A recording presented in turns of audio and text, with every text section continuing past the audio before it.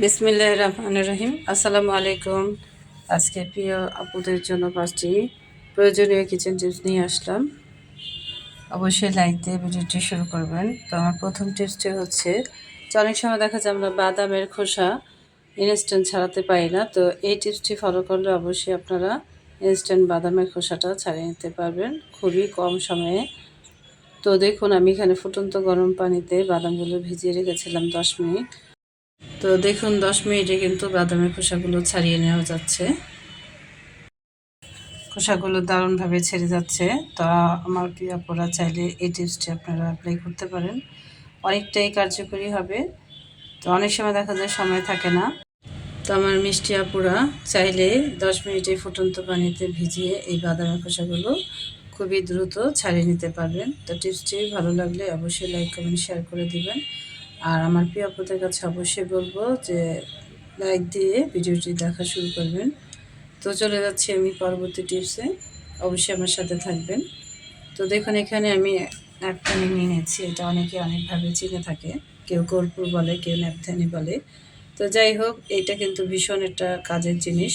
তো এই ন্যাপথানি দিয়ে কিন্তু অনেক দারুণ কাজ করা যায়। তা আমরা অনেক সময় দেখা যায় আমাদের ঘরের আশেপাশে কিন্তু অনেক তেলাপোকা হয়ে থাকে। যেমন আমার এই কিচেনের ক্যাবিনেটটার মধ্যে কিন্তু দেখুন, আমি এটা ফেলে রেখেছিলাম অনেক দিন, মানে কোনো কাজ করা হয়নি এটার ভিতরে। যাই হোক, এইখানে কিন্তু তেলাপোকা বাসা বেঁধেছে। তো আমি এই তেলাপোকাটা এভাবে নির্মূল করে নিব ন্যাপথানি দিয়ে। তো আমার প্রিয় পড়া চাইলে কিন্তু এই টিপসটা আপনারা ফলো করতে পারেন। তো দেখুন, আমি এটা ভালো করে পরিষ্কার করে নিচ্ছি।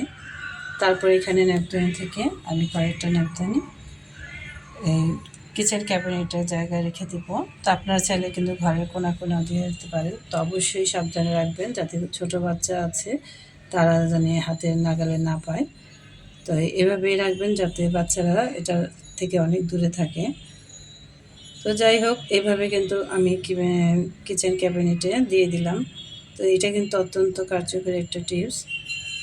তো আমার প্রিয় পড়া চাইলে এই ন্যাপথানি দিয়ে কিন্তু তেলাপোকা দূর করতে পারবেন, ইভেন মাছিও থাকবে না। তো দেখুন, আমি কিচেন ক্যাবিনেটে বিভিন্ন জায়গায় দিয়ে দিলাম। তো এই টিপসটি অ্যাপ্লাই করে আপনারাও কিন্তু উপকৃত হতে পারেন। তো ভালো লাগলে আমার প্রিয় পড়া পরবর্তী টিপসগুলো দেখার অনুরোধ রইল।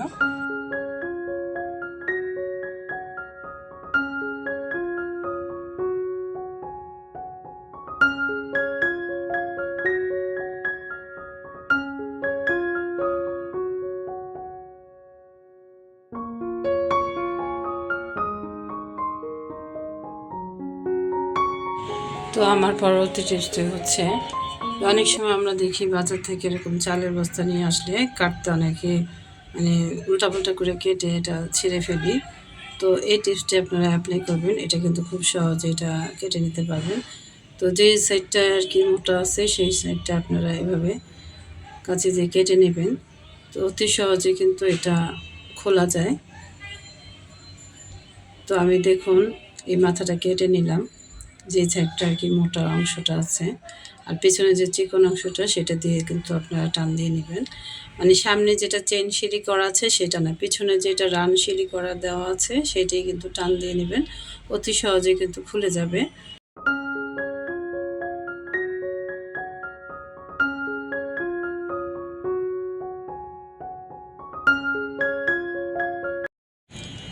আশা করছি এই টিপসটি ভালো লেগেছে। তো চাইলে আপনারা এই টিপসটি অ্যাপ্লাই করতে পারবেন এবং বস্তার মুখটা অতি সহজে খুলে নিতে পারবেন। তো আমি চলে যাচ্ছি আমার পরবর্তী আরেকটি গুরুত্বপূর্ণ টিপসে। তো এই টিপসটি হচ্ছে অত্যন্ত চমৎকার একটি টিপস। তো অনেক সময় দেখা যায় আমরা জিন্সের প্যান্ট আমাদের ছেলে অথবা হাজব্যান্ডরা ব্যবহার করে থাকে। তো এগুলো থেকে কিন্তু অনেক সময় অনেক কঠিন দাগ অথবা ময়লা জমে যায়, তো পরিষ্কার করতে অনেক কষ্ট হয়ে যায়। তো আপনারা চাইলে এই টিপসটি অ্যাপ্লাই করতে পারেন। আমি আপনাদেরকে সহজ একটি টিপস দেখাবো। তো অবশ্যই ধৈর্য সহকারে আমার সাথে থাকবেন আমার প্রিয় আপুরা। তো যেসব আপুরা দেখতে দেখতে এই পর্যন্ত চলে এসেছেন এবং একটা লাইক দিতে ভুলে গিয়েছেন, তো অবশ্যই একটা লাইক দিয়ে দিবেন। তো আমি এখানে কুসুম পানিতে 1 চামচ লবণ দিয়ে দিলাম। তো অবশ্যই একটু কুসুম পানি নেবেন আর লবণ দিয়ে দিবেন, আর তার সাথে আমি অ্যাড করে দিচ্ছি লেবুর রস। তো এখন আমি একটু গুঁড়া সাবান দিয়ে দেব, মানে যে যেটা ডিটারজেন্ট ব্যবহার করেন সেটাই দিয়ে দেবেন। তো আমি এখানে সামান্য ডিটারজেন্ট দিয়ে দিয়েছি। তো এটা ভালো করে মিক্সড করে আমি এই জিন্সের প্যান্টটা এখানে ভিজিয়ে রাখবো 10 মিনিটের জন্য। তো আপনারা চাইলে 10 মিনিট, আধা ঘন্টা আপনাদের প্রয়োজন মতো আপনারা ভিজিয়ে রাখতে পারবেন, কোনো সমস্যা নেই।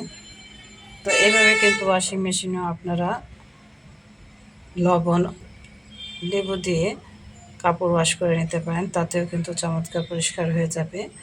তো এইভাবে ভিজিয়ে রেখে আমি ধুয়ে নিব। তো এই টিপসটা আপনারা আশা করছি অ্যাপ্লাই করবেন এবং উপকৃত হবেন। তো আমি চলে যাচ্ছি আমার পরবর্তী আরেকটি গুরুত্বপূর্ণ টিপসে।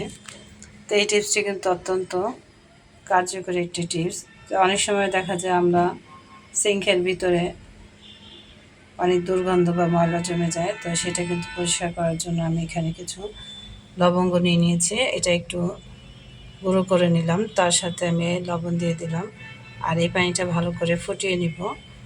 তো অবশ্যই ভালো করে ফুটিয়ে নেবেন, তাহলে কিন্তু এটা কার্যকারিতা অনেকটা ভালো হবে। আর এই টিপসটি আপনারা চাইলে যে কোনো বেসিন অথবা রান্নাঘরের সিঙ্ক অথবা বাথরুমে আপনারা, তো বাথরুমের বেসিনও এটা ইউজ করতে পারেন, দারুণ কার্যকরী। তো এইভাবে ভালো করে ফুটিয়ে তারপরে আমি এটা রান্নাঘরে যে সিঙ্ক আছে সেটার ভিতরে আমি ঢেলে দিব।